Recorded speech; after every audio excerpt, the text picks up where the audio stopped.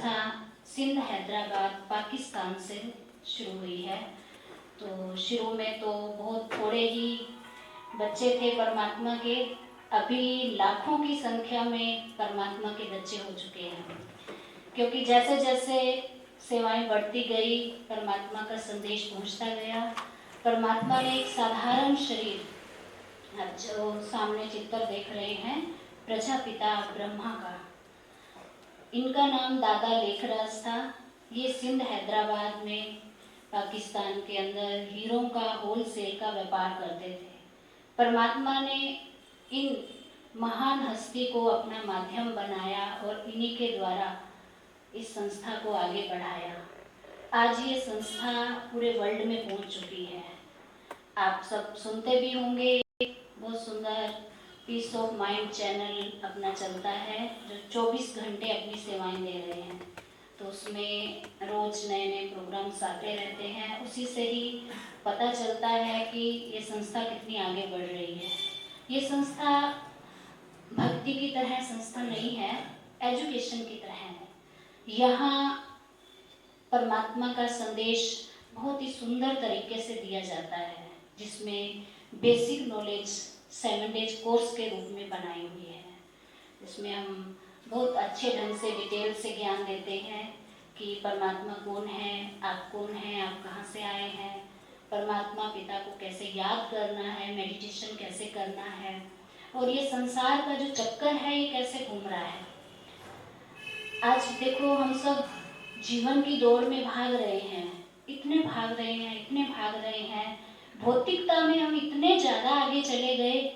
और आज अगर हम थोड़ा सा अपने इनर वैल्यूज़ की तरफ देखें तो उसमें हम क्या है, खोखले होते जा रहे हैं। ऐसा लगता है कि जैसे कुछ खालीपन है जिसको भरना जरूरी है।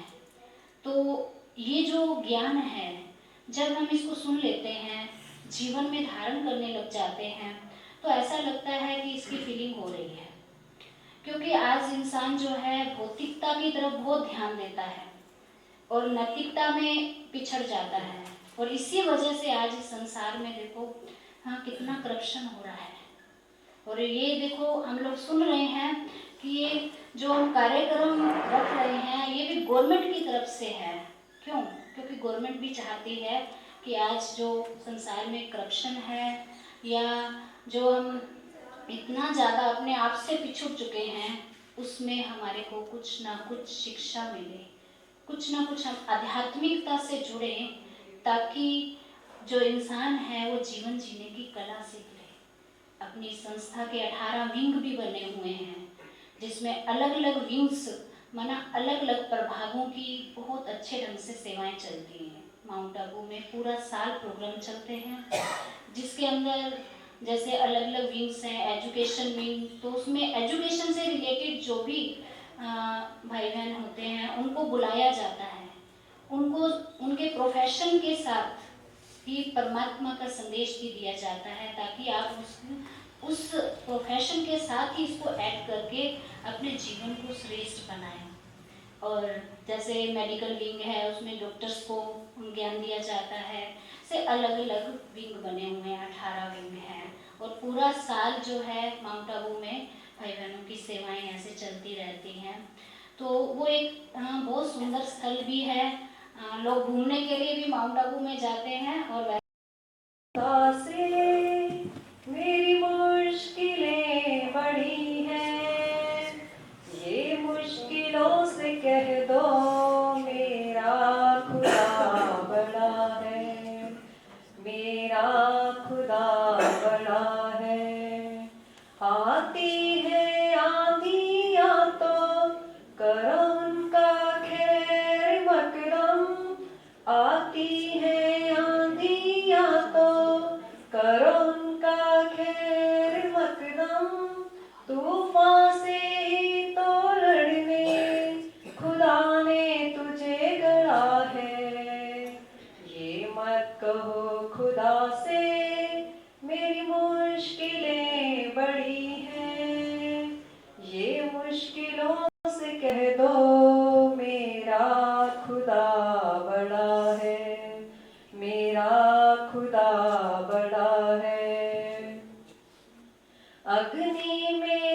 के सोना है और भी निखरता, अग्नि में तप के सोना है और भी निखरता, दुर्गम को पार करके हिमालय कोई चढ़ा है।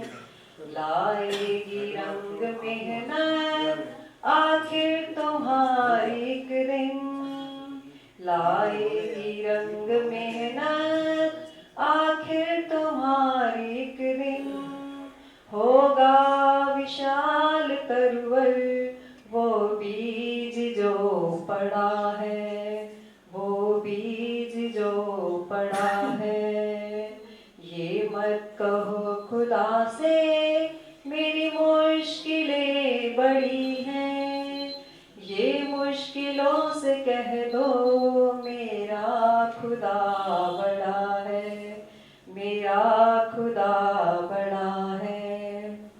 वो सर्व शक्तियों से जब साथ है हमारे, वो सर्व शक्तियों से जब साथ है हमारे, हर काम उसके रहते हरगिज़ हुआ पड़ा है।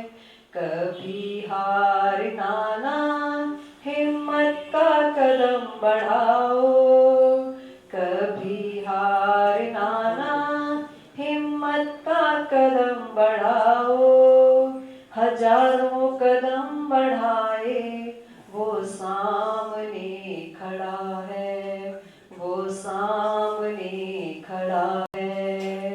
ये मत कहो खुदा से मेरी मुश्किलें बड़ी हैं, ये मत कहो खुदा से मेरी मुश्किलें बड़ी हैं, ये मुश्किलों से कह दो मेरा खुदा बड़ा है, मेरा खुदा बड़ा है।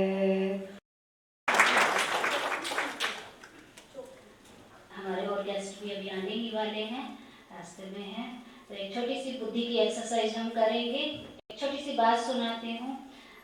एक बार एक बहुत बड़ी कंपनी में एक व्यक्ति ने बहुत सुंदर कार बनाई, बहुत सुंदर कार थी, इतनी सुंदर वो कार थी कि उसको देखने के लिए बाहर से लोग आ रहे थे। एक नई तकनीक से उसने बनाई थी। तो जब उस पूरी कंपनी के अंदर सब मैनेजर वगैरह सबने देखी कि इतने एक साधारण से कर्मचारी ने बहुत सुंदर कार बनाई है, तो क्यों ना हम उसकी ओपनिंग बहुत विधिवत तरीके से बहुत अच्छे ढंग से करें। तो ऐसा कुछ कार्यक्रम बना।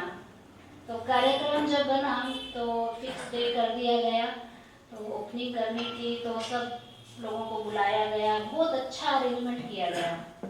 तो क्या हुआ कि जब ओपनिंग करनी थी तो जिस भाई ने बनाई थी वो आए, सब आए। तो जब कार को गैरेज से बाहर निकलने लगे तो वो निकले नहीं, क्योंकि गैरेज का शटल जो था ना वो थोड़ा बीच में अटक रहा था। तो सब सोच रहे थे अभी क्या करें। अगर दो ऑप्शन थे, एक तो अगर कार को हम से बाहर निकालते हैं तो शटल तोड़ना पड़ता गैरेज का। दूसरा ऑप्शन ये था कि थोड़ा सा धक्के से निकाल देते हैं, अगर कार पे कुछ स्क्रैच वगैरह पड़ जाएंगे तो फिर ठीक करा देंगे। लेकिन ये दो ऑप्शन में किसी का मन जो है मान नहीं रहा था। कोई ऐसा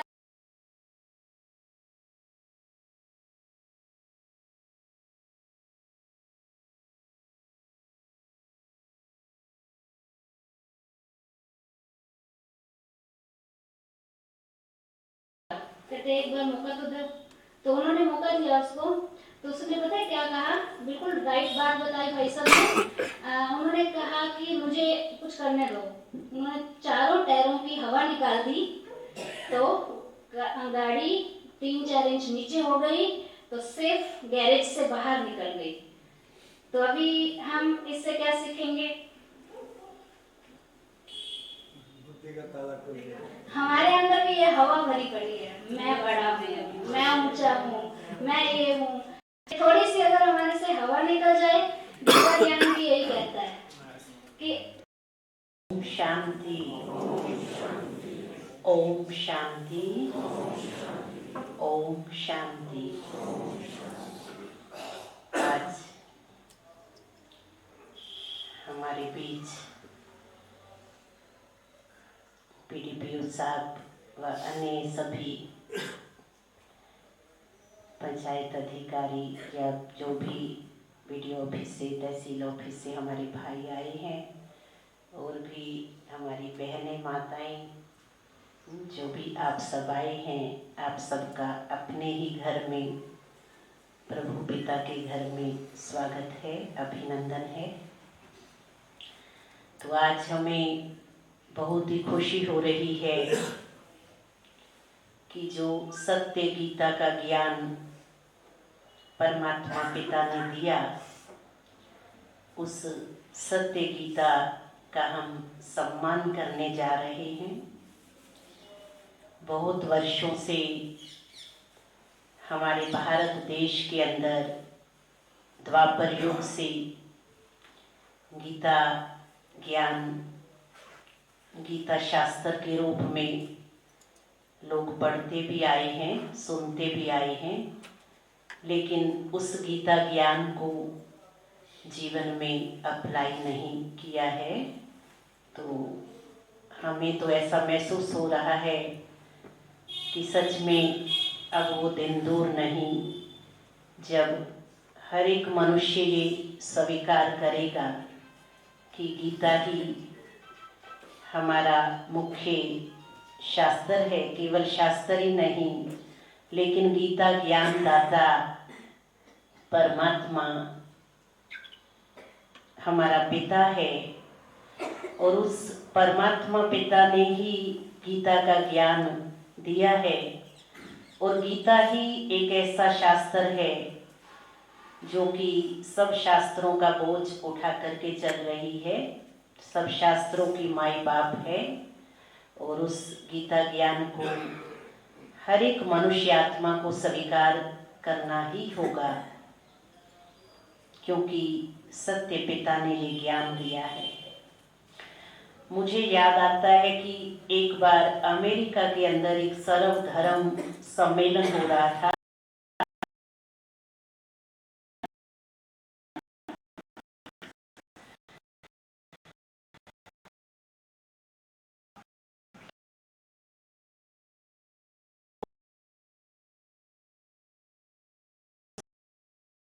में सब धर्मों के लोग एक हुए, तो उन्होंने क्या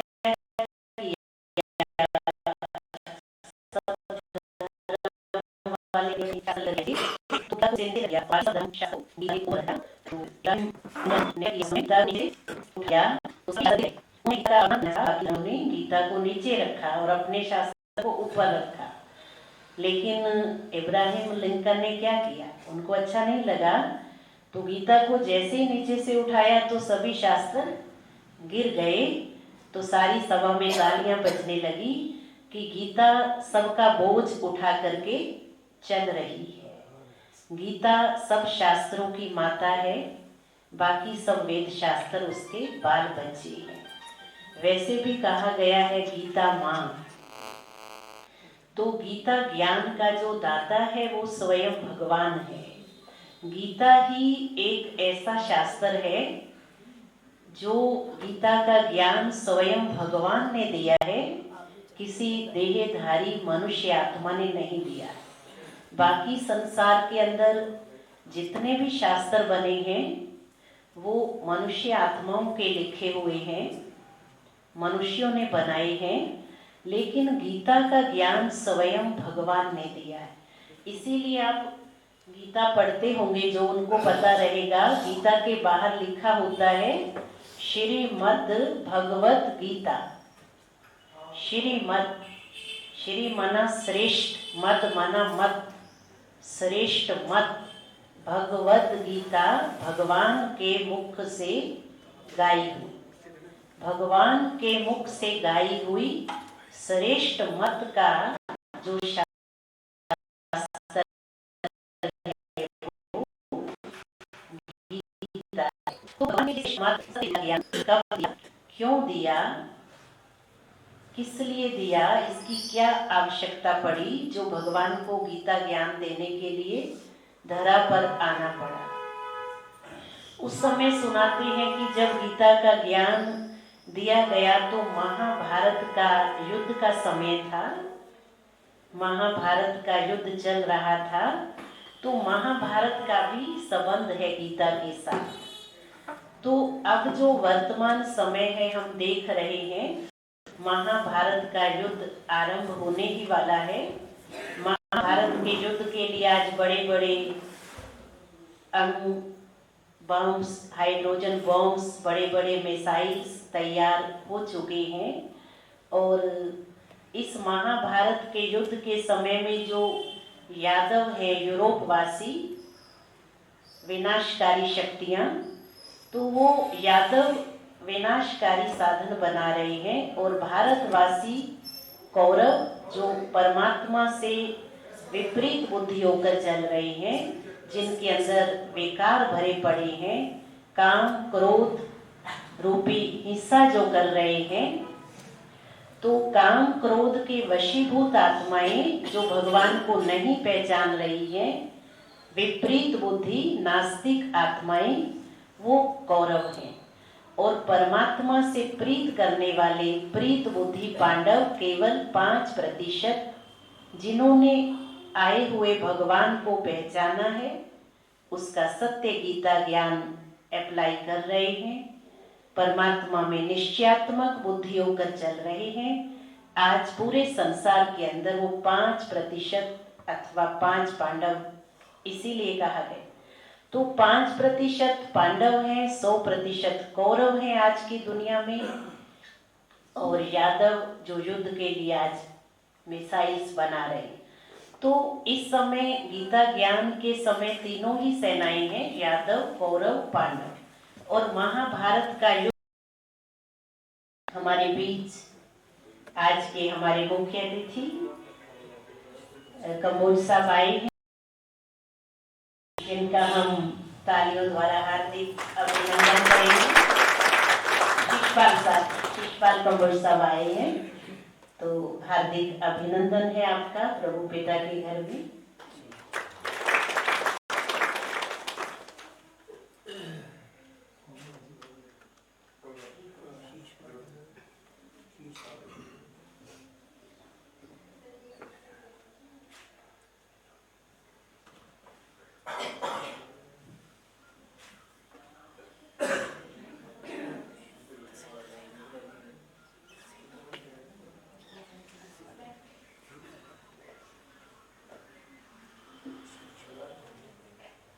तो हम सब सुन रहे थे, माँ पिता ने स्वयं दिया है।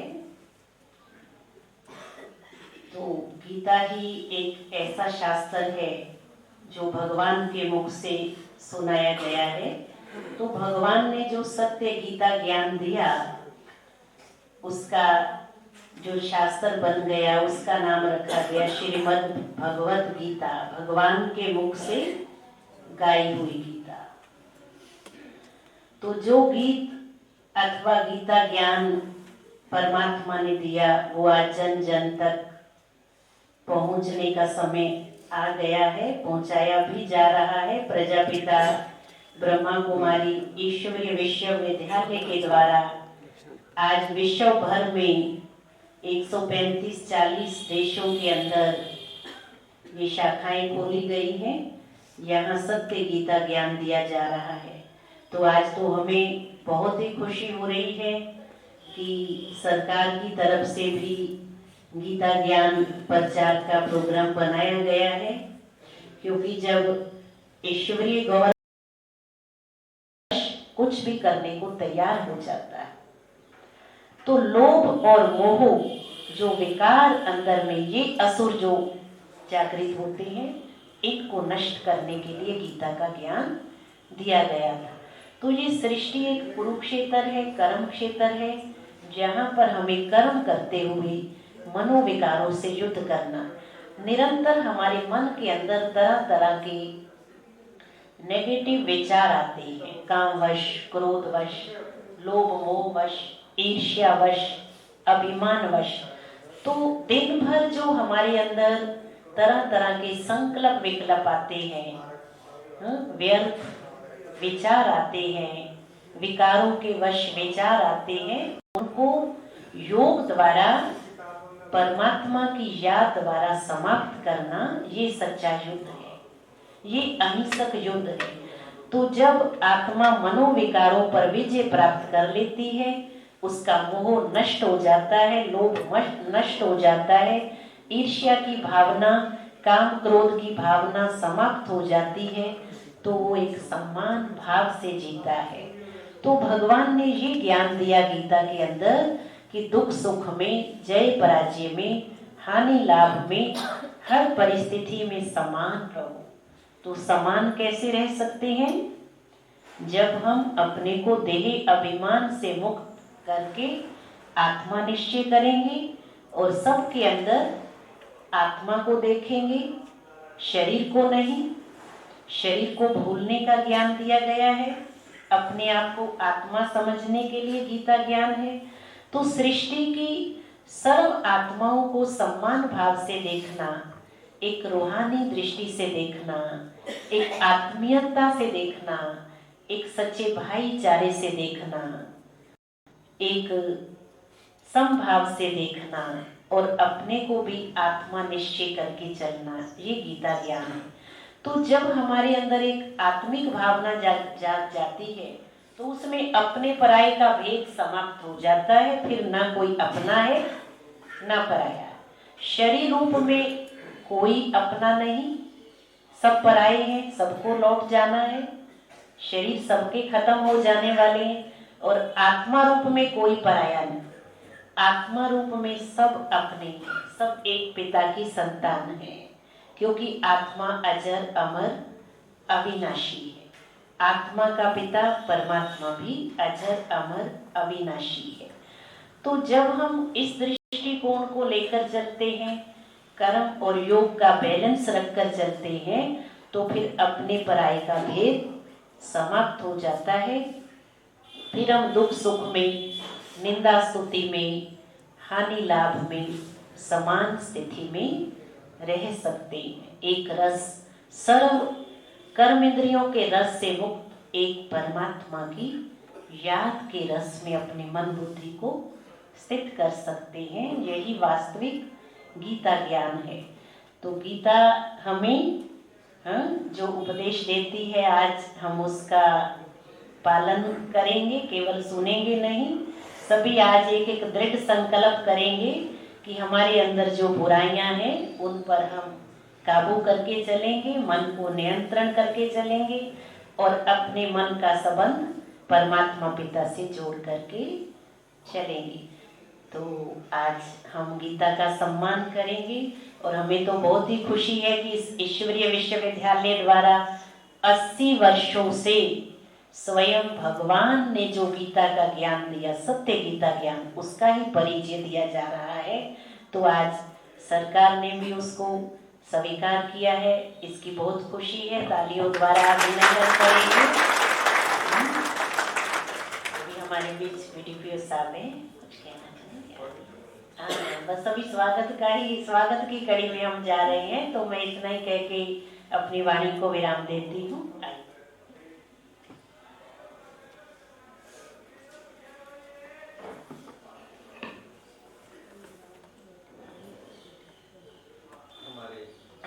आज के प्रोग्राम के मुख्य अतिथि श्री शिषपाल जी कंबोज अरनिया विधानसभा के निगरानी कमेटी के अध्यक्ष हैं और उनके साथ बहन इस जो ब्रह्म कुमारी सेवा केंद्र है इनकी संचालिका हैं श्री कमलेश जी, श्रीमती कमलेश जी और बहन ललिता जी और मेरे खंड कार्यालय का समस्त स्टाफ और तहसील कार्यालय का स्टाफ और आंगनबाड़ी जो ऑफिस से वर्कर आए हुए हैं और शहर के गणमान्य सभी व्यक्तियों, माताओं, बहनों की तरफ से मैं हमारे आज के मुख्य अतिथि इनका यहाँ पहुँचने पर मेरा दिल से स्वागत करता हूँ। हमारा आज का, मैं थोड़ा बताना चाहूँगा इसके बारे में। आज का गीता जयंती महोत्सव जो सरकार ने निर्णय लिया है कि ब्लॉक लेवल के ऊपर मनाया जाना है 1 तारीख, 2 तारीख और 3 तारीख, 3 दिन। तो हमारे जब मन में विचार आया कि ऐसा जो धार्मिक है प्रोग्राम, तो बहन कमलेश जी से बात हुई, तो उसके बारे में उन्होंने तुरंत इसके लिए हाँ भरी। और हमारे बीच में नायब तहसीलदार सोमनाथ जी भी पहुंच चुके हैं, उनका भी तहे दिल से स्वागत। Thank you.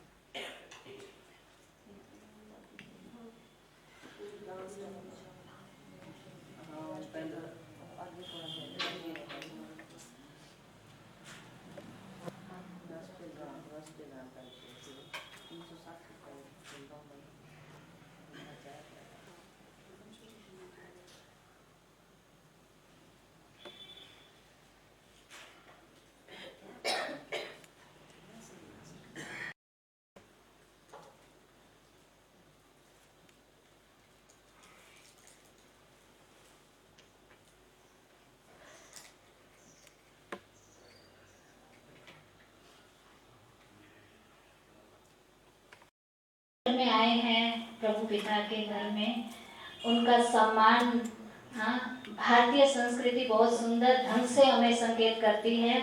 ये छोटी छोटी बच्चियां भी अपने दिल का उद्गार, दिल का सम्मान लेके आई हैं।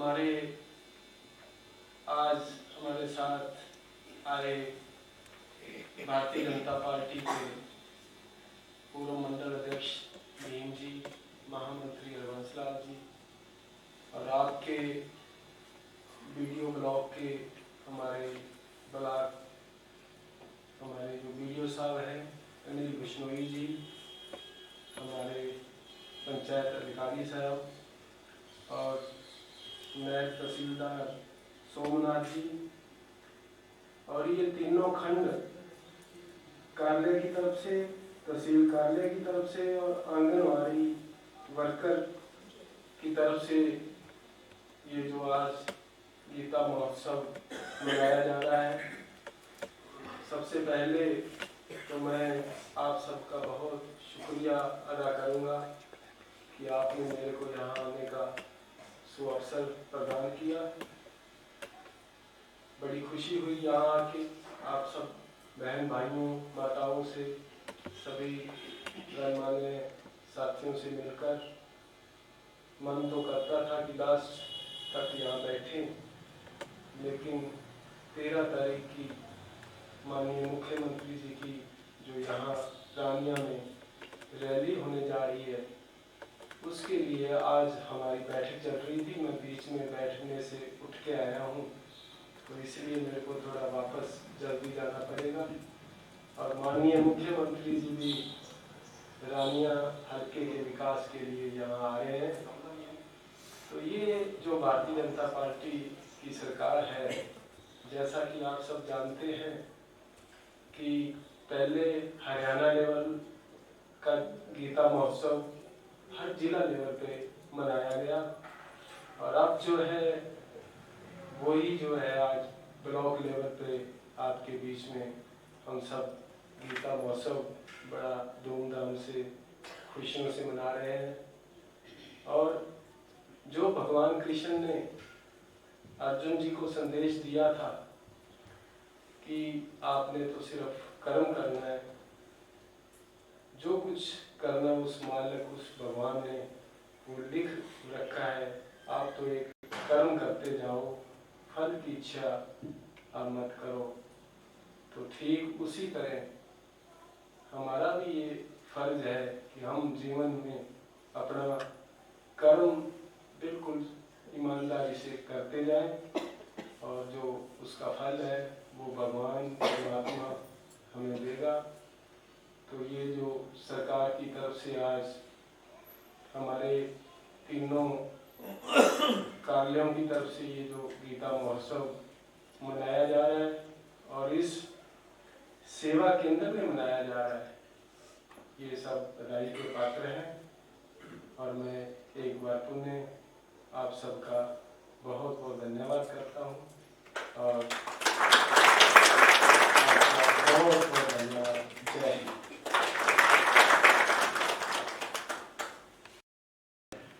सभी वीडियो ऑफिस के स्टाफ की तरफ से भाई साहब को सौगात दी जा रही है। श्री कृष्ण जी का चित्र है जो कि उनके हाथ में स्वर्ग का गोला है, नरक की तरफ उनकी लात है। तो आने वाला कल स्वर्गीय होगा, साथ में ईश्वरीय साहित्य भी दे रहे हैं। परमात्मा पिता का संदेश भगवान के घर में आए, परमात्मा पिता का संदेश शहीद भाई साहब अनिल कुमार भाई साहब जी को भी सौगात दे रहे हैं। जी सभी करतल ध्वनि से